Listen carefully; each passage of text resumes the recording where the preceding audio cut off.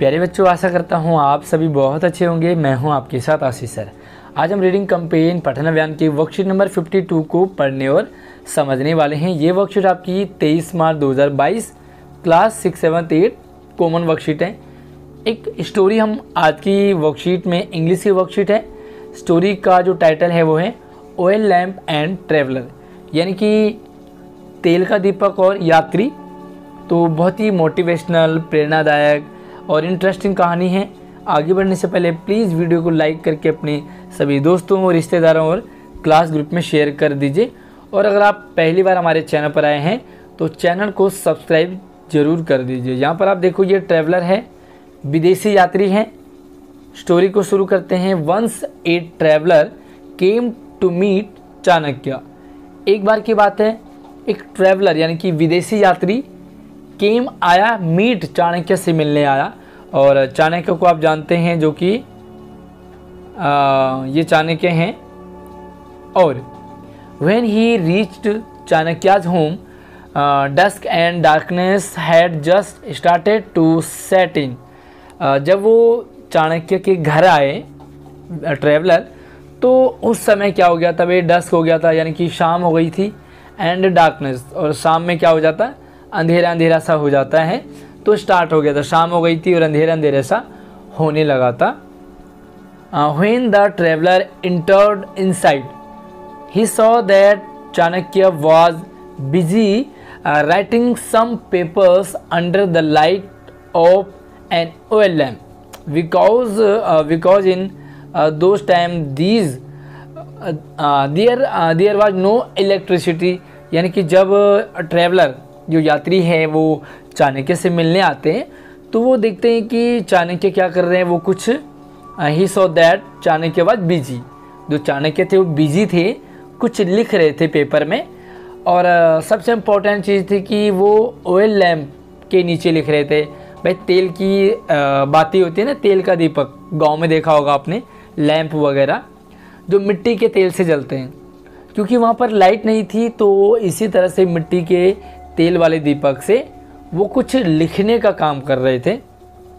Chanakya smilingly welcome the guest and asked him to sit. और चाणक्य जी ने smiley यानी कि मुस्कुराते हुए उनका वेलकम किया, स्वागत किया। और जो भी गेस्ट थे, यानी कि जो विदेशी ट्रैवलर थे, उन्हें कहा कि आप थोड़ा बैठिए। In the main time Chanakya quickly completed the work he was doing. और जो भी अपना काम कर रहे थे उसे उन्होंने फटाफट से फिनिश किया, जो भी वो लिख रहे थे। And just after completing his work, क्या क्या उन्होंने, ही extinguished the oil lamp under which he was doing his work and quickly lit another lamp। और जैसे ही चाणक्य ने अपना काम कंप्लीट किया, जो भी वो लिख रहे थे, तो उन्होंने क्या किया कि जो लाइट थी ना, ऑयल लैम्प था, उसे क्या कर दिया, बुझा दिया, है ना, इसे कहते हैं बुझाना। तो उन्होंने बुझा दिया। And he doing his work, उन्होंने अपना काम कंप्लीट किया, तो उस लैम्प को बुझा दिया जिसके साथ वो काम कर रहे थे। And quickly lit another lamp, और उन्होंने दूसरे लैम्प को जला दिया। भैया, एक लैम्प को बुझा दिया, दूसरे लैम्प को जला दिया। तो बड़ी हैरानी आपको भी लग रहा होगा, भाई क्यों उन्होंने एक लैम्प को बुझाया और क्यों उन्होंने दूसरे को जलाया। ओके, आगे बढ़ते हैं। The traveller was surprised. जो ट्रैवलर थे, यात्री थे, वो बड़ा सरप्राइज हुए, हैरान हुए, चौंके। भाई, ये क्या मजाक है, ये क्या तरीका है, एक लैंप को जलाया और दूसरे को बुझा दिया, दूसरे को बुझाया और एक को जला दिया। To see this but he thought that it might be a custom followed by Indian when a guest arrive.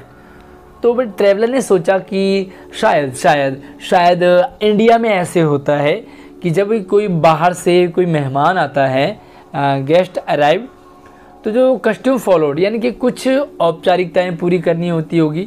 शायद उनका कुछ रिवाज है ना, कि भाई इस लैंप को नहीं जलाना, दूसरे को जलाना है। आपने देखा होगा, जैसे ही हमारे घर में कोई मेहमान आते हैं तो हम 2-3 लाइटें कमरे की जला देते हैं, जो ट्यूबलाइट हैं या जिसमें अच्छी रोशनी आती है।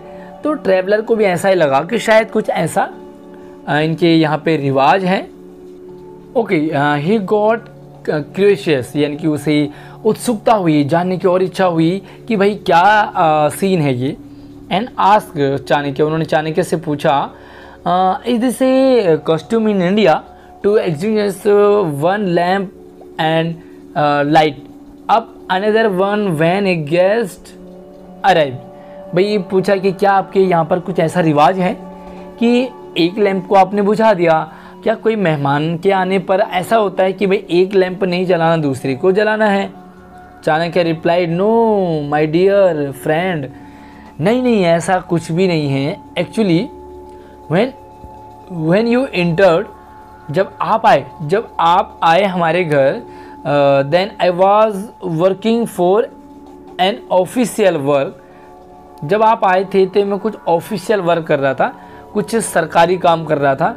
Work related to my nation, जो भी हमारे राष्ट्र से रिलेटेड, यानी कि एक तरह से कह सकते हैं कि सरकारी काम कर रहा था, है ना। आपने देखा होगा कि भाई सरकारी काम में जो भी बिल आता है वो सब गवर्नमेंट का होता है, उसमें एम्प्लॉय को कुछ भी नहीं देना होता है। तो उन्होंने कहा कि जब आप आए थे तब मैं ऑफिशियल वर्क कर रहा था जो कि सरकारी था। And the oil field in the lamp was bought from the money of national treasury. जब भी आप आए मैं सरकारी काम कर रहा था, उस दौरान जो लैंप में तेल भरा गया था वो क्या था, वो सरकारी खजाने से भरा था। जो मनी थी वो सरकारी थी, सरकारी पैसे से उसमें तेल भरा गया था। एंड ही फर्दर स्टेट, और now I am telling to you and his,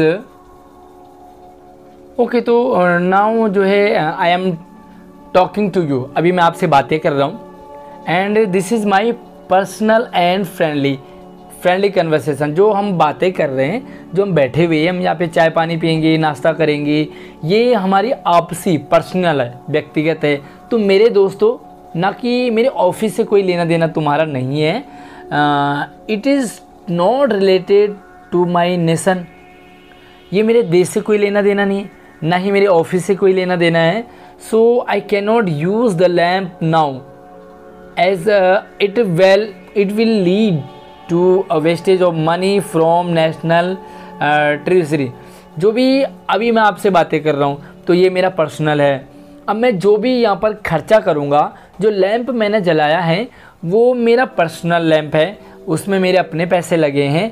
मैं सरकारी खजाने को पर्सनल के लिए यूज़ नहीं करता हूँ, क्योंकि आप मेरे दोस्त हो, आप सरकार के दोस्त नहीं हो। काफ़ी कमाल की बात है, जहाँ पर कि आजकल आप देखते हैं कि बहुत सारा घोटाला नेता लोग करते हैं, बहुत सारे घोटाले चलते हैं। सरकारी दफ्तरों में देखो कि कितना सारा घोटाला चलता है। वहीं पर हमारे चाणक्य जी ने कहा कि नहीं, मैं सरकारी संपत्ति को सिर्फ सरकारी में ही यूज़ करता हूँ, और अगर मेरा व्यक्तिगत है तो वो मैं अपने प्राइवेट, यानी कि जो मेरा है, मेरी संपत्ति है, मैं उसी से यूज़ करता हूँ। फॉर दिस very reason,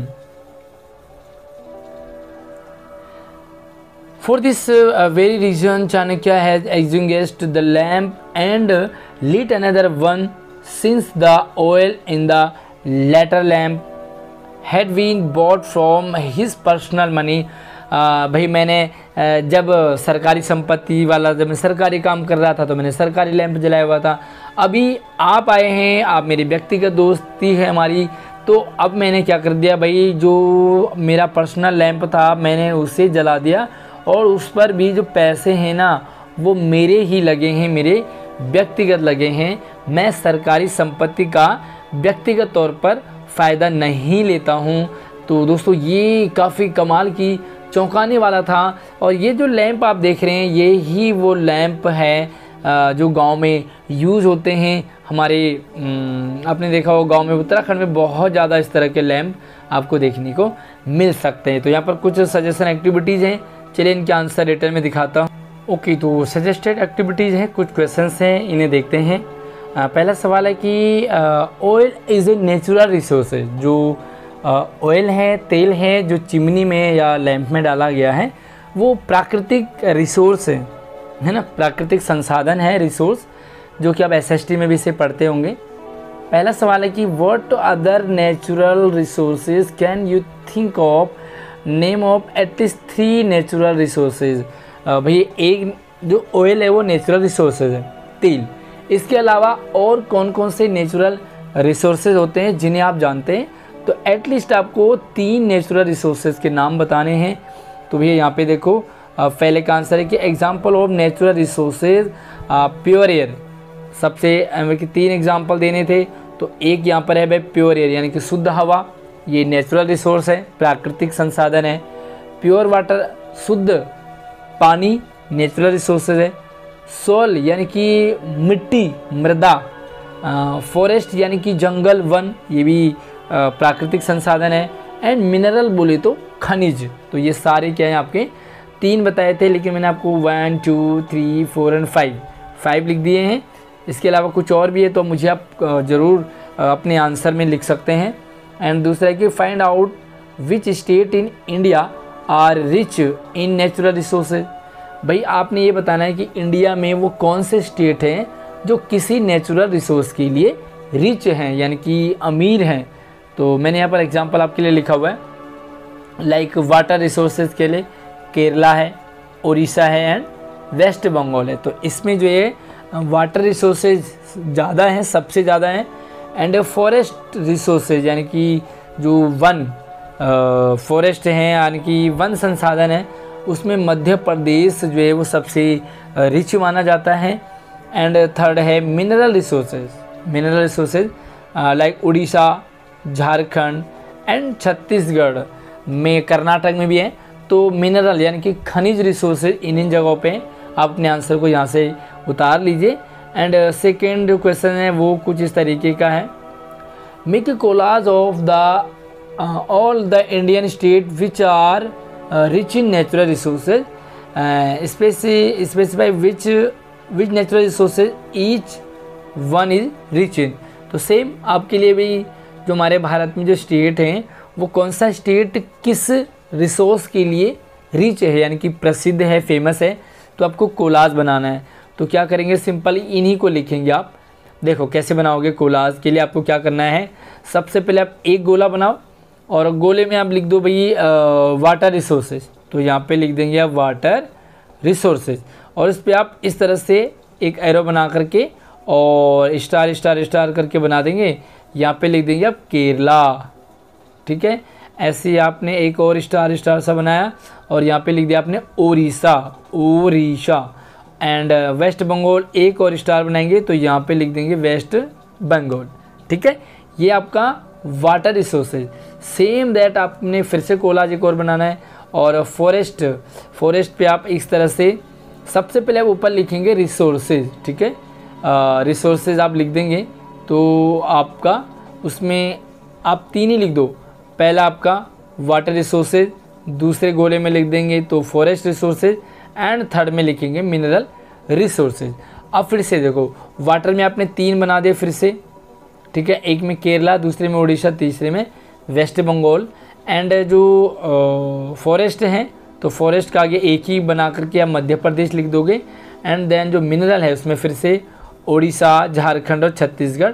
इस तरह से काफ़ी इंटरेस्टिंग आपका बन जाएगा और आपने उसे अपने इंग्लिश वाले टीचर को भी शेयर करना है। उसके बाद आगे देखो और अगला है underline all the difficult word in the story and look up there meaning in dictionary और आस्क योर टीचर।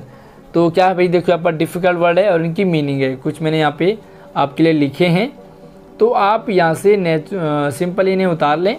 ट्रैवलर यात्री को कहते हैं, हालांकि मैंने हिंदी में लिखा हुआ, काफ़ी इजी रहेगा। डस्क कहते हैं शाम को। स्मैंगली, ये स्माइलिंगली मुस्कुराकर। एंड एग्जीटिंग बुझाना। एंड नेशनल ट्रेजरी, ये राष्ट्रीय संपत्ति है। तो इस तरह से 5-6 मैंने लिख दिए, बाकी कुछ और भी आपको लिखता है कठिन डिफ़िकल्ट तो मुझे आप कमेंट में भी पूछ सकते हैं। चौथा है भाई यहाँ पर कि create a slogan on save natural resources and display it in your classroom.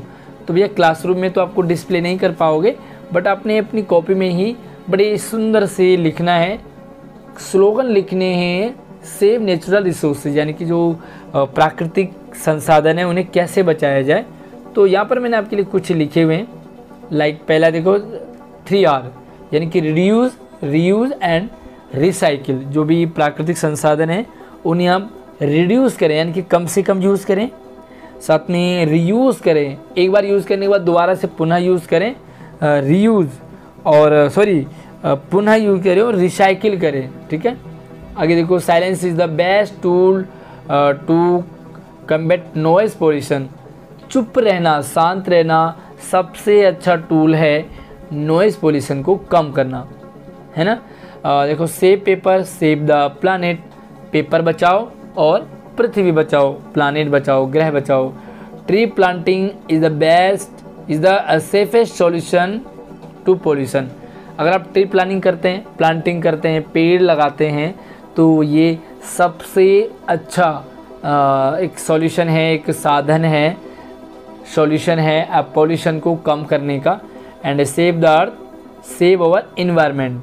आप पृथ्वी को बचाइए, पर्यावरण को बचाइए।